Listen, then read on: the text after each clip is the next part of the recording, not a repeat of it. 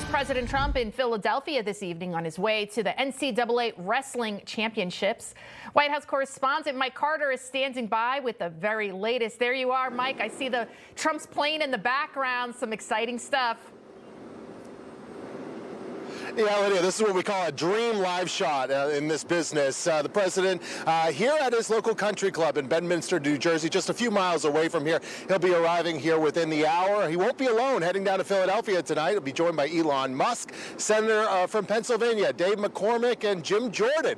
Both Jim Jordan and Dave McCormick, both college wrestlers. Dave McCormick wrestling at West Point, and Jim Jordan, of course, at Wisconsin. He was a two-time national champion, by the way. So President very much eager to get down to Philadelphia and see some good fashion wrestling tonight, college wrestling. Of course, he was at the Super Bowl earlier this year, the Daytona 500.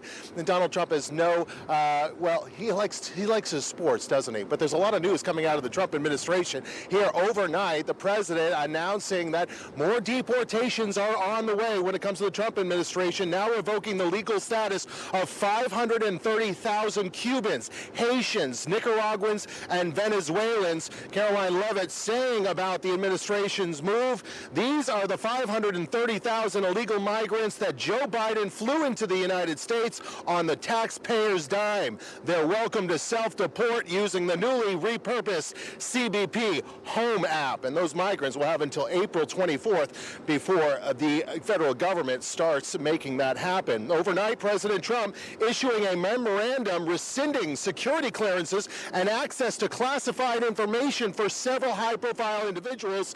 Trump saying, quote, I have determined that it is no longer in the national interest for the following individuals to access classified information, among them Anthony Blinken, Letitia James, Alvin Bragg, Hillary Clinton, Liz Cheney, Kamala Harris, Adam Kinzinger, President Biden, and his entire family. Well, what is it like to fly on Air Force One, you might be wondering. We just did it for the first time last night. They give you food.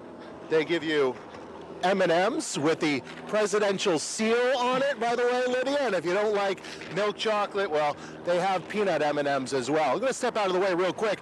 This is actually probably not the Air Force One you're typically used to seeing. This is a Boeing 757, the typical big Air Force One that is made classic in a lot of news and movies. That's the 747. This is the same version that Trump Force One, Donald Trump's private airplane, is. It's a smaller airplane. We do have Dave McCormick, the senator, is already on that airplane, and in just a few minutes we will be expecting Elon Musk and President Trump to arrive as we make our way down to Philadelphia tonight for some wrestling, college wrestling, and we'll be bringing you live coverage of that. We'll have some tape coverage tomorrow morning on Newsmax. Lydia? Mike, the big time. The big time. How exciting is that? You'll be holding on to those mementos for the rest of your life. Maybe some Trump seal peanuts next, right? Mike Carter, thank you so much for joining. And real quick, Lydia, you know what's funny?